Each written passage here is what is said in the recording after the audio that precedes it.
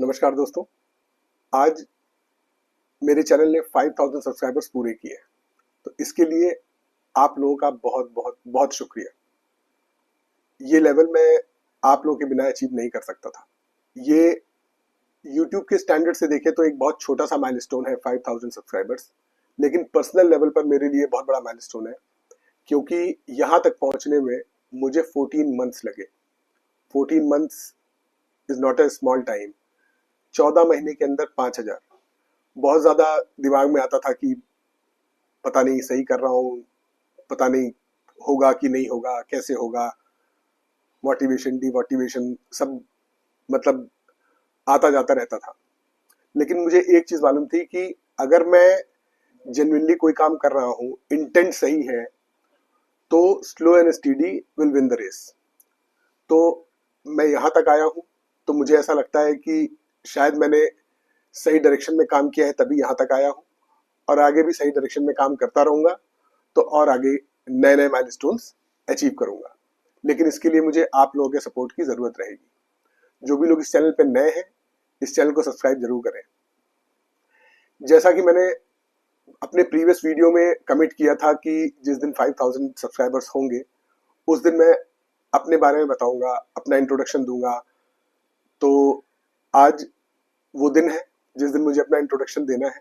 और आज मैं एक चीज और करूंगा कि पिछले एक साल के अंदर जितने भी मुझे बहुत कॉमन टाइप के क्वेश्चंस लगे, जो लगभग टाइम एंड अगेन आते रहे, उन सारे क्वेश्चंस के आंसर देने की भी मैं कोशिश करूंगा, ताकि आप लोगों को एक क्लैरिटी मिल जाए, मेरी थॉट प्रोसेस समझ में आ जाए, मैं क्या सोचता हूँ, कैसे सोचता हूँ।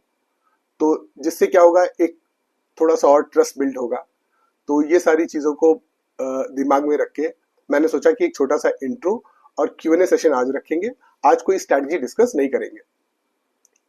तो सबसे पहले मैं अपना छोटा सा इंट्रोडक्शन दे देता हूँ। मेरा नाम है शोभित खरे। मैं लखनऊ यूपी से हूँ। और जहाँ तक मेरी क्वालिफिकेशन की बात है, मैंने बीटेक किया हुआ है, और मैंने उसके बाद एमबीए किया है मार्केटिंग एंड ऑपरेशंस में। उसके बाद मैंने प्राइवेट बैंक में जॉब किया है करीब 1 साल। फिर उसके बाद मैंने इंश्योरेंस कंपनी में भी एक बहुत छोटे टेन्योर के लिए जॉब किया है। लेकिन उसके बाद फिर मुझे ऐसा लगा कि अपनी इंजीनियरिंग बैकग्राउंड को यूटिलाइज किया जाए, और फिर मैंने आईटी कंपनी ज्वाइन की। फिर मैंने एक आईटी कंपनी ज्वाइन की, और वहां पे मैंने 2 साल काम किया। और 2 साल के अंदर मैं कंप्लीट प्रोसेस में इन्वॉल्व था, from sales to developing the project and delivering it to the client. तो पूरी प्रोसेस मैं देखता था। तो जब मुझे ये पूरी प्रोसेस समझ में आई, तो मुझे ऐसा लगा कि क्यों ना अपनी एजेंसी स्टार्ट की जाए। तो फिर मैंने अपनी एजेंसी ओपन की, वेब डेवलपमेंट एजेंसी। तो वहां पे हम लोगों ने इंटरनेट मार्केटिंग और वेबसाइट डेवलपमेंट का काम भी मैंने किया। और वो एजेंसी अभी भी ऑपरेशनल है, अभी भी काम करता हूं मैं उसमें, और वो अब ऑटो पायलट मोड में चलती है। हमारी एक छोटी सी टीम है, सब वर्क फ्रॉम होम करते हैं, और प्रोजेक्ट्स आते रहते हैं, डिलीवर होते रहते हैं। मेरा थोड़ा बहुत इन्वॉल्वमेंट रहता है, लेकिन बहुत डेडिकेटेड इन्वॉल्वमेंट नहीं है जैसा बिगिनिंग में था, जब कंपनी का स्टार्टिंग फेज था। तो अभी हमारे पास प्रोजेक्ट मैनेजर हैं जो कि प्रोजेक्ट्स को देखते हैं, क्लाइंट से इंटरेक्ट करते हैं। जहां जहां पे मेरी नीड होती है, वहां वहां मैं इन्वॉल्व होता हूँ। अदरवाइज वो ऑटो मोड में चलता रहता है। तो एक तो बिजनेस मेरा हो गया कि मेरी एक वेब एजेंसी है। दूसरा, मैं ट्रेडिंग करता हूँ। ट्रेडिंग मैं रेगुलर करता हूँ। रही बात स्ट्रैटेजी की कि मैं कौन सी स्ट्रैटेजीज डिप्लॉय करता हूँ, तो मैं कोई भी स्ट्रैटेजी डिप्लॉय कर सकता हूँ, डिपेंडिंग ऑन मेरा माइंडसेट, डिपेंडिंग ऑन मार्केट की कंडीशन। मैं कभी कैलेंडर भी डिप्लॉय कर लेता हूँ, कभी आयरन फ्लाई भी डिप्लॉय कर लेता हूँ, कभी रेशियो स्प्रेड भी डिप्लॉय कर लेता हूँ, कभी नेकेड फ्यूचर बाय कर लेता हूँ, कभी नेकेड कॉल सेल कर देता हूँ, कभी नेकेड पुट सेल कर देता हूँ। बाइंग जब तक मुझे बिल्कुल क्लियर कट मोमेंटम नहीं नजर आता और मुझे लगता है कि ये सस्टेनेबल है, तब तक मैं बाइंग नहीं करता हूँ। बाइंग, आप ये मान के चलिए कि मेरे शायद 1-2% ट्रेड होते हो, वरना बाइंग में नहीं करता। मैं सेलिंग ही करता हूँ। बाइंग अगर मुझे करनी है तो फ्यूचर में बाइंग करूंगा, एमटीएफ के शेयर्स में बाइंग करूंगा। तो ये तो हो गया बेसिक ट्रेडिंग के बारे में। फिर ट्रेडिंग मैंने कब स्टार्ट की? ट्रेडिंग आप ये समझिए कि मेरी एजेंसी ठीक ठाक चल रही थी, ठीक ठाक सब कुछ चल रहा था, सारा कुछ प्रोजेक्ट्स वगैरह ठीक ठाक थे।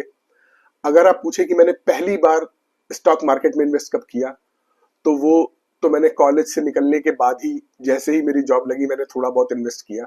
लेकिन उस समय की इन्वेस्टिंग कैसी होती है कि बड़ी बड़ी कंपनीज में आप पैसा लगा देते हैं और आप सोचते हैं कि ये 10 साल 20 साल में आपको 10 गुना 20 गुना करके देगी, ऐसा आप सोच लेते हैं और आप लगा देते हैं। तो वो एक जो माइंडसेट होता है, उस तरीके की इन्वेस्टिंग थी वो। लेकिन फिर उसके बाद बीच बीच में थोड़ा बहुत शेयर्स वगैरह खरीदता रहता था, लेकिन कभी भी फुल फ्लेजेड नहीं दिमाग में आता था कि मतलब कभी स्ट्राइक ही नहीं किया था ऐसा। लेकिन 2017 का एंड या 2018 की बात होगी, ऐसे ही मैं घर पे बैठा हुआ था और बिजनेस चैनल चल रहा था, उसमें स्टॉक के प्राइजेस का चार्ट वगैरह डिस्कशन चल रहा था। तो एकदम से मुझे स्ट्राइक किया कि अच्छा, ये प्राइजेस एक एक दिन में 2-2, 3-3, 4-4% बढ़ जाते हैं, और कभी कभी एक हफ्ते तक चलते रहते हैं, कभी महीने भर चलते रहते हैं, और हम लोग करते हैं कि भाई 10 साल 20 साल के लिए सोचते हैं। तो ऐसा क्यों ना किया जाए कि स्टॉक बाय किया जाए और जैसे ही वो ऊपर चले उसको बेच दिया जाए। ये सबसे पहला थॉट था जो मेरे मन में आया। तो क्योंकि बिजनेस आईटी का अपना चल ही रहा था, उधर से इनकम हो ही रही थी, तो मैंने सोचा कि ये करके देखते हैं।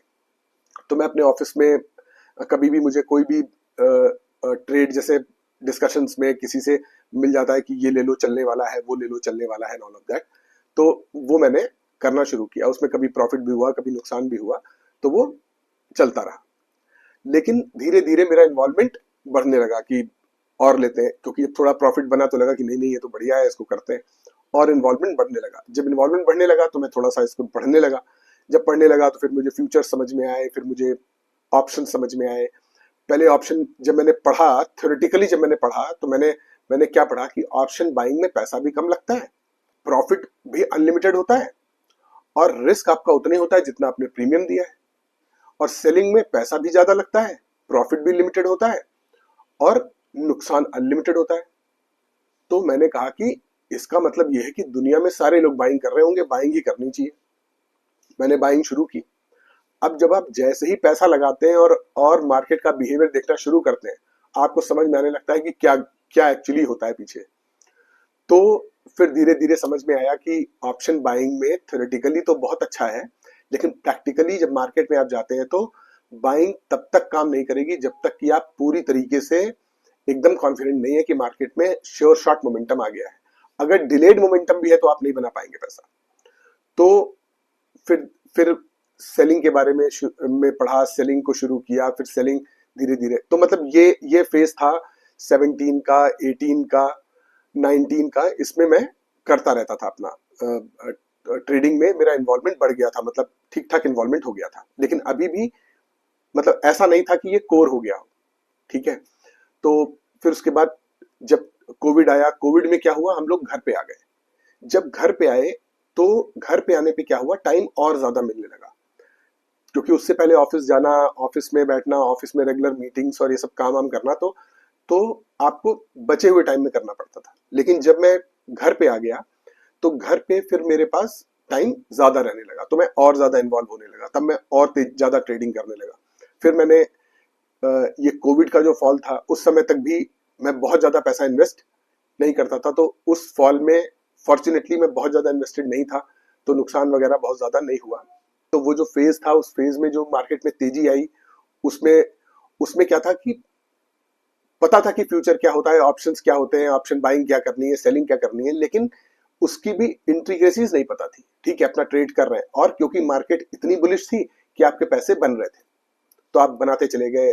ठीक है, आपने आपने फ्यूचर लिया, वो चल गया, आपकी गलतियां नहीं हो रही थी, आपकी गलतियां मार्केट माफ कर दे रही थी, और आप चल रहे थे। तो आपको लगा कि इससे अच्छा क्या काम हो सकता है, पैसे ही पैसे बन रहे हैं, कोई दिक्कत वाली बात नहीं है। लेकिन फिर उसके बाद 2021 में, आई गेस, हाँ 21 में, 20 में फॉल आया था। 21 तक मार्केट तेजी से चलती रही।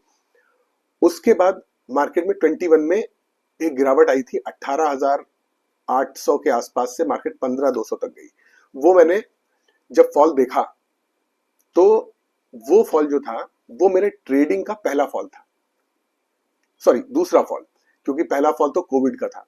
तो कोविड को एक्सेप्शन मानते थे हमेशा से मैंने कोविड का एक्सेप्शन माना कि ये मार्केट की रियल पिक्चर नहीं है, वो तो दुनिया खत्म होने वाली थी और ऐसा सोच रहे थे लोग, तो वो वाली एक स्टोरी थी, उसको हटा दिया। और और फिर उसके बाद हम अपना तो वो एक जो जो मार्केट का फुल फ्लेजेड ट्रेडिंग में पहला फॉल था वो 21 में आया। तो उस समय मुझे लगता था अरे गिरेगा तो कितना गिरेगा, इतना थोड़ी ना गिर जाएगा, उतना थोड़ी ना गिर जाएगा। लेकिन वो ट्रेडिंग जब मैंने की तो मुझे समझ में आया कि नहीं, मार्केट के अंदर फॉल कितना भी हो सकता है, आपको अपने आप को प्रोटेक्ट रखना है। और उस वक्त मैंने stop losses, trading discipline, position sizing, ये सारा कुछ बहुत डिटेल में समझा, बहुत डिटेल में सब कुछ किया। और फिर उसके बाद अब जब मैं ट्रेडिंग करता हूं तो मुझे ये सारी चीजें एकदम क्लियर रहती हैं। तो ये मेरी टोटल जर्नी है जिसमें मैंने 2017 के लास्ट में 18 की बिगनिंग ऐसे कभी शुरू किया। तो टोटल 8 साल मैंने फुल फ्लेजेड ट्रेडिंग करी है, जिसके अंदर कभी ज्यादा कभी कम रहा है, लेकिन 8 साल मैं डेडिकेटेड ट्रेडिंग में रहा हूं। और कोविड के बाद तो बहुत ही ज्यादा, मतलब आप भी मान के चलिए कि ट्रेडिंग में मैं हमेशा ही मेरी पोजीशंस रहती हैं। ठीक है, तो ये मेरी टोटल जर्नी है अभी तक की। अब हम आते हैं Q&A सेशन पे, जिसमें कि जो कॉमन क्वेश्चंस हैं वो सारे कॉमन क्वेश्चंस मैं आपको आंसर करूंगा।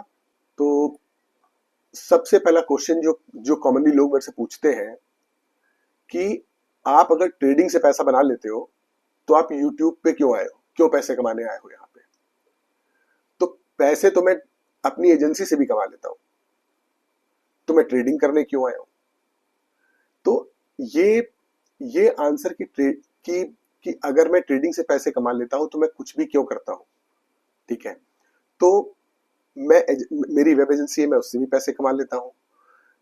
मेरे पास मैं ट्रेडिंग करता हूं, मैं एक प्रॉफिटेबल ट्रेडर हूं अगर पूरे टेन्योर को देखा जाए। और मैं एक बिजनेस में जितना रिटर्न आता है लगभग उतना रिटर्न मैं अपनी ट्रेडिंग से भी निकाल लेता हूं। लेकिन दो चीजें हो गई, ठीक है, मेरी एजेंसी से भी आ रहा है, मैं ट्रेडिंग भी कर लेता हूं, लेकिन ट्रेडिंग जो है वो बहुत टायरिंग बिजनेस है, बहुत लोनलीनेस वाला है। और आपको अगर नॉलेज है तो उसको शेयर करने में जाता क्या, आप शेयर करिए, उससे उससे आप दूसरों की हेल्प भी करते हैं, आप लोगों से इंटरेक्ट भी करते हैं, डिफरेंट डिफरेंट लोगों से इंटरेक्ट करने को मिलता है, और आपको इनकम भी होती है। तो कई पर्पस हल होते हैं, और आपके पास टाइम भी है। अगर टाइम नहीं है तो भी आप नहीं करेंगे, तो आपके पास टाइम भी है।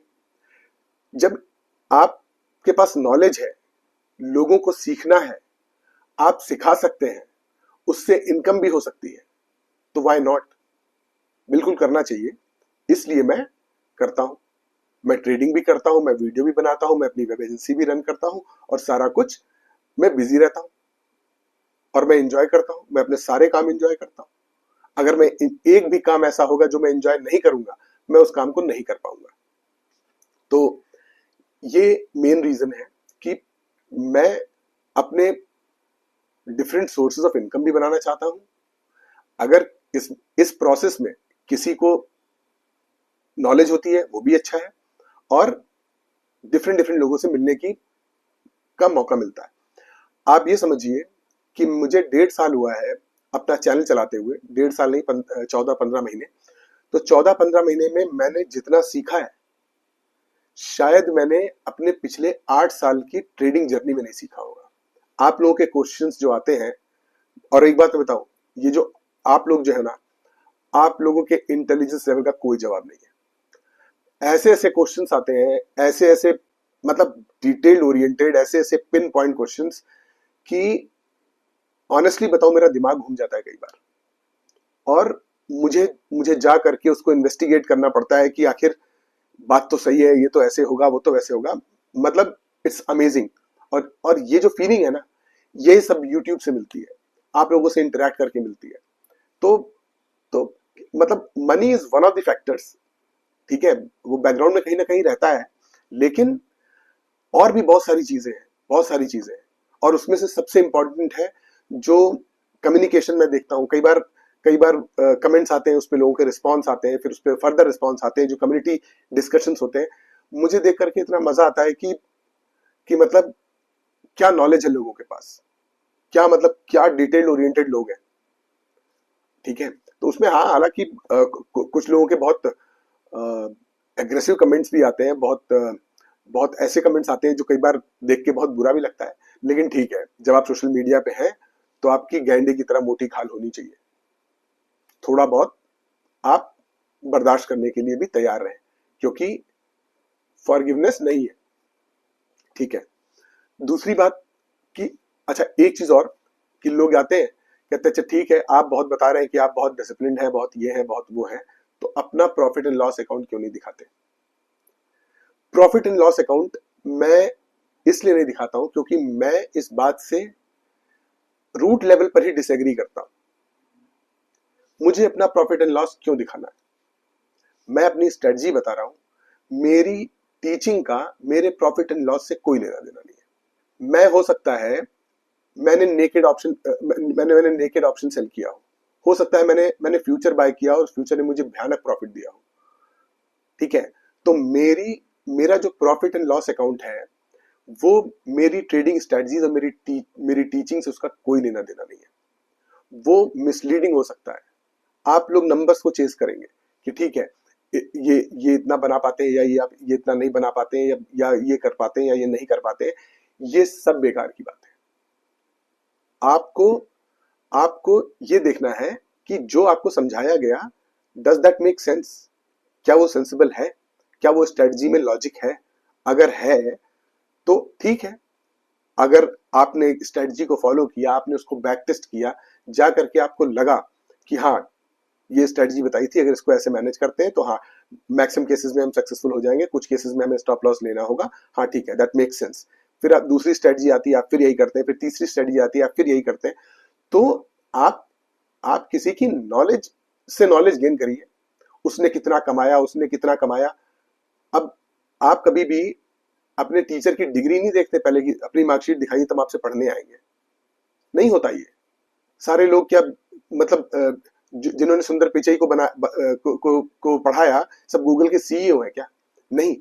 लेकिन जब मैं बता रहा हूं, जब मैं आपको समझा रहा हूं, आप लोगों में ये पोटेंशियल है कि जब कोई क्लास में टीचर पढ़ाता है तो वो टीचर 500 लोगों को पढ़ाता है, उसमें से हो सकता है 5 लोग आईआईटी में सेलेक्ट हो जाते हो सकता है कि 5 लोग आईआईएम में सेलेक्ट हो जाते हो। यूपीएससी की कोचिंग में एक टीचर पढ़ाता है, बड़ी सी क्लास होती है, क्या सब आईएएस ऑफिसर बन जाते हैं?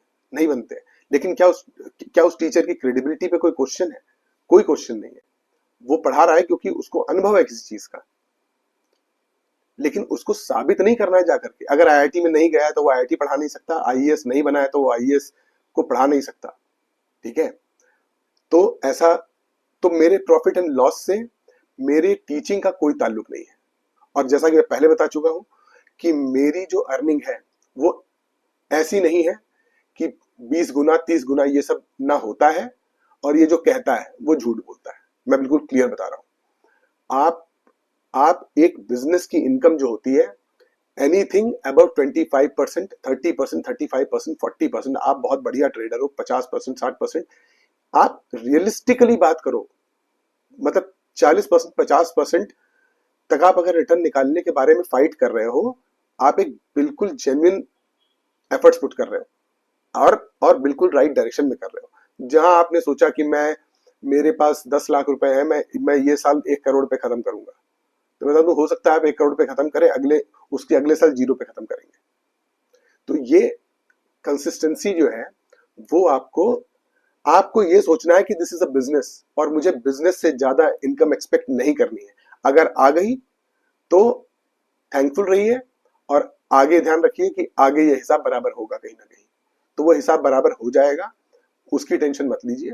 लेकिन ये चैनल जो है वो लर्निंग के लिए है। यहाँ पे कि पीएनएल दिखाइए, अपने आप को साबित करिए, तो नहीं साबित करेंगे। मुझे किसी को साबित नहीं करना है। मैं एक राइट इंटेंट के साथ किसी को कुछ बताने आया हूं। अगर उसको मेरे इंटेंशंस पे शक है तो वो उसकी प्रॉब्लम है। ठीक है।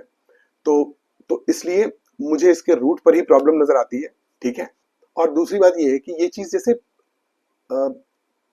ये पीएनएल है, ये मतलब ये ऐसी चीज नहीं है कि आप पब्लिक में सोशल मीडिया पे अपलोड कर दे कि मेरा पीएनएल देखो। ये सर्विस बेचने वाली बात है। मतलब it doesn't go with my thought process. मेरा पीएनएल देखिए और देखिए कि मैं कितना बड़ा खलीफा हूं और मैंने क्या क्या कर डाला है, अब आइए और मेरे से जुड़ जाइए, मैं आपको रात भर में करोड़पति बना दूंगा। ये कोई अप्रोच ही नहीं है, कोई अप्रोच नहीं है। मैं पढ़ा रहा हूं, आपको आपको लगता है कि मैं सही से पढ़ा रहा हूं, सही चीजें बता रहा हूं, आप मेरे से जुड़ रहे हैं, मैं आपके जुड़ने से खुश हो रहा हूं, हम लोग डिस्कशन कर रहे हैं, एक एक कम्युनिटी बन रही है, सब लोग एक दूसरे से सीख रहे हैं, आगे बढ़ रहे हैं और ओवरऑल ग्रोथ हो रही है सबकी। अगर ये हो रहा है तो ठीक है, किसी को कुछ भी साबित नहीं करना है।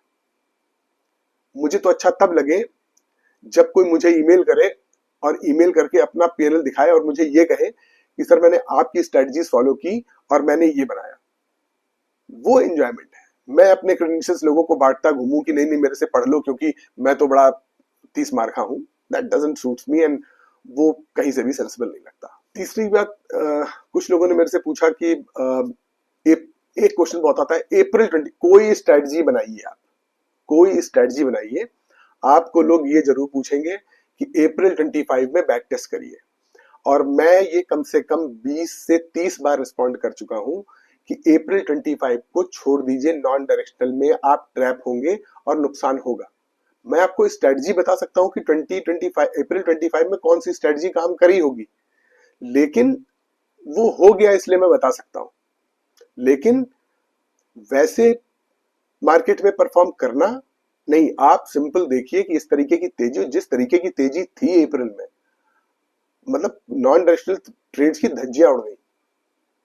तो आप ये समझिए कि अगर ऐसी सिचुएशन बने तो आप ये समझिए कि आपने नुकसान हो गया, आपने जितना सोचा था उससे ज्यादा हो गया, लेकिन लेके भाग लीजिए अपनी कैपिटल।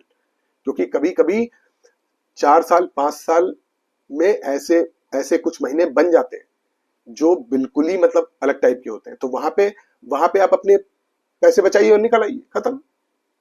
हर महीने पैसे थोड़ी ना बनाने, नहीं बनाने भाई हर महीने। मैंने अगर कंसिस्टेंसी की बात की है वो इसीलिए की है कि जहां नुकसान हो वहां कम नुकसान हो, जहां प्रॉफिट हो वहां ज्यादा हो। तो 2025 पे क्वेश्चंस का एक ही आंसर है नॉन डायरेक्शनल स्ट्रेटजी में, आप पैसा नहीं बना सकते, और बना भी सकते हैं तो आपको उल्टी स्ट्रेटजी बनानी होगी जो वॉलेटाइल मार्केट में चलती हो, नॉन डायरेक्शनल वॉलेटाइल मार्केट की स्ट्रेटजी, वो भी मैंने आपको बताई हुई है वीडियो में, जो अप्रैल में चलेगी। लेकिन वो स्ट्रेटजी अप्रैल में चलेगी तो मई में फेल हो जाएगी जाकर के। तो कोई सही स्ट्रेटजी नहीं है, स्ट्रेटजी सिचुएशन पे डिपेंड करती है, और अगर नहीं चली तो आपको एग्जिट करना होगा। एक क्वेश्चन मेरे पास आता है, suggest a strategy which is risk free and gives 2% monthly. अगर आप ट्रेडिंग में हैं तो मैं आपको ये बता दूं कि कोई स्ट्रेटजी रिस्क फ्री नहीं हो सकती, हो ही नहीं सकती। रिस्क कम हो सकता है, बहुत कम हो सकता है, लेकिन रिस्क फ्री हो जाए ऐसा नहीं हो सकता। तो ये पूछना कि आप अपना रिटर्न घटा देंगे तो आपको रिस्क फ्री स्ट्रेटजी मिल जाएगी, नहीं मिलेगी। आप अपने रिटर्न को एफडी की रेंज में रखेंगे तो आपको रिस्क फ्री रहेंगे, उससे ऊपर आप जहां बढ़े वहां रिस्क आने लगेगा। ठीक है, रिस्क कम हो सकता है, आप अपने रिटर्न को घटाते जाइए, आपका रिस्क कम होता जाएगा। अभी आप यही मंथली 1% कर दीजिए, आपको ऐसी स्ट्रेटजी नजर आने लगेंगी कि वो कभी ब्रेक ही नहीं होंगी, जाकर के आप पैसा बना के निकल जाएंगे। लेकिन जहां आप ऐसी रेंज में आते हैं जहां पे आपने कहा कि मुझे 25-30% का सालाना रिटर्न आ जाए, तो 25-30% का सालाना रिटर्न अगर आपको चाहिए तो वो फिर आपको हल्का फुल्का रिस्क तो रहेगा ही रहेगा। रिस्क फ्री जैसी चीज कोई नहीं होती, कोई भी नहीं होती। अच्छा, कुछ लोग मेरे से कहते हैं कि ऐसी स्ट्रेटजी को बता दीजिए जो सारी मार्केट कंडीशन में चले। ऐसी कौन सी स्ट्रेटजी हो सकती है जो सारी मार्केट कंडीशन में चले? कोई स्ट्रेटजी ऐसी नहीं होती है जो सारी मार्केट कंडीशन में चल जाए।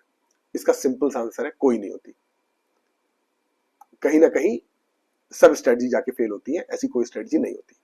क्या फुल टाइम ट्रेडर हो? मैंने बता दिया कि हाँ, ऑलमोस्ट फुल टाइम मानिए। मेरा थोड़ा बहुत डिविएशन मेरी एजेंसी के लिए जाता है, अदरवाइज मैं फुल टाइम ट्रेडिंग में इन्वॉल्व रहता हूँ। क्या आप पेड कोर्स और एडवाइजरी देते हो? अभी कोई पेड कोर्स नहीं देता हूँ, लेकिन फ्यूचर में मैं प्लान करूंगा कि कैसा सब कुछ टर्न आउट होता है और कैसी चीजें जाती हैं। इट्स टू अर्ली टू से, लेकिन वो सब कुछ इवॉल्व होगा। और जैसे इवॉल्व होगा मैं आप लोगों को बताता रहूंगा कि क्या है कैसे है।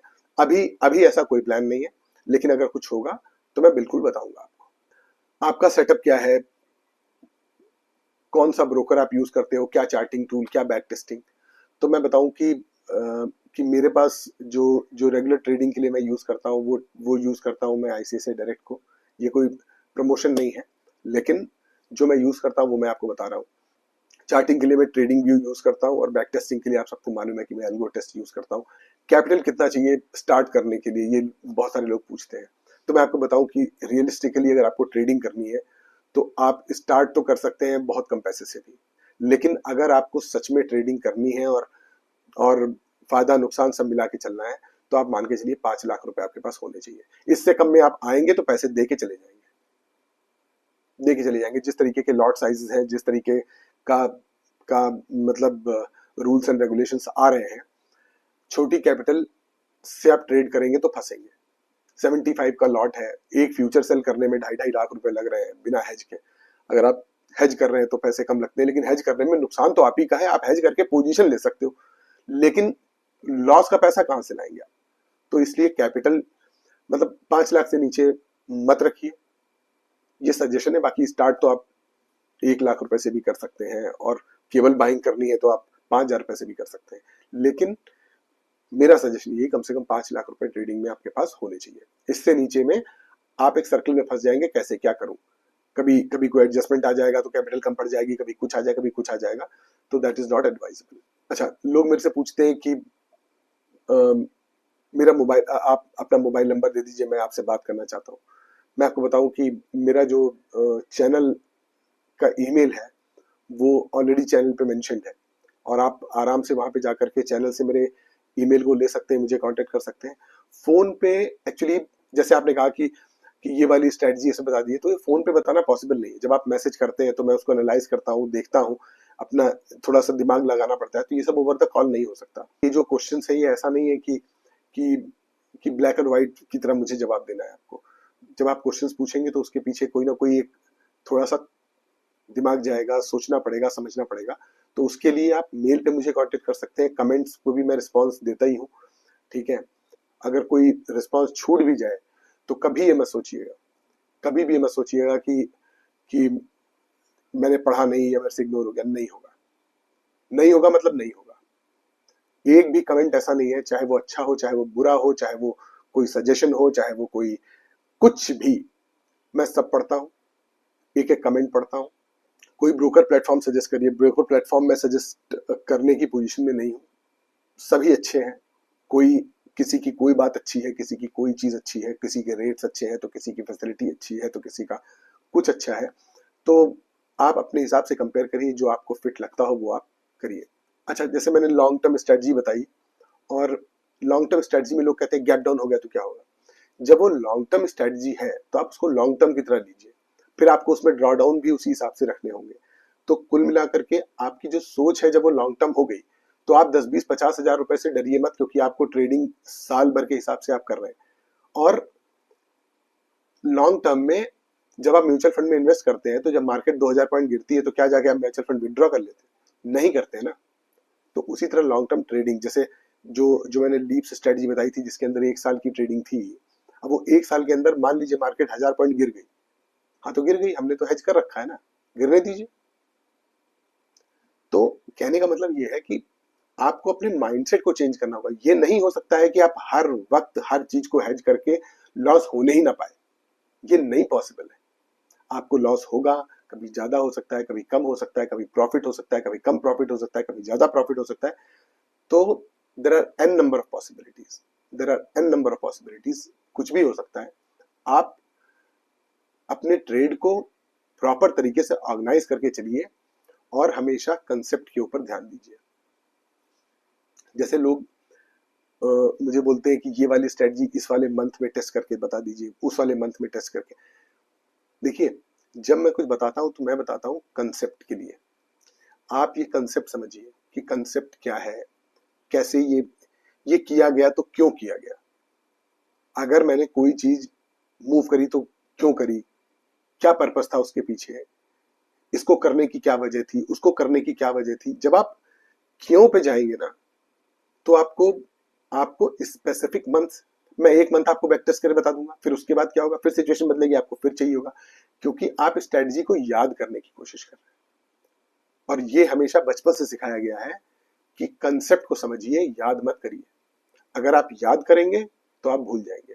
मैथ्स में क्या होता है, आपको कितने भी प्रॉब्लम आपके ब्लैक बोर्ड पे सॉल्व कर दिए जाए, आप कभी भी नहीं समझ पाएंगे। जैसे ही आपके सामने प्रॉब्लम आएगी आप फिर फंस जाएंगे, चाहे आपने 100 बार देखा हो। क्यों? क्योंकि आपने कभी उसको खुद से लगा के नहीं देखा। तो आपको खुद से लगाना पड़ेगा, खुद से बैक टेस्ट करना होगा, खुद से कंसेप्ट समझना होगा। और जब आप कंसेप्ट समझ जाएंगे तो आपकी लाइफ एकदम आसान हो जाएगी और आप अपनी स्ट्रेटजीज खुद से बना लेंगे कि अच्छा ठीक है, अगर हम इसको ऐसे करते हैं, फलाना बाय करते हैं, इसको यहाँ बेच देते हैं, इसको यहाँ पर रख लेते हैं, ये एक ऐसा सेटअप बन के आएगा, अभी सिचुएशन ऐसी है, इस सिचुएशन में तो ये काम कर जाएगा, तो आप ये बना पाएंगे। और अगर आप स्ट्रैटेजी को याद करने के बारे में सोचेंगे तो फिर आपको थोड़ा सा प्रॉब्लम होगा।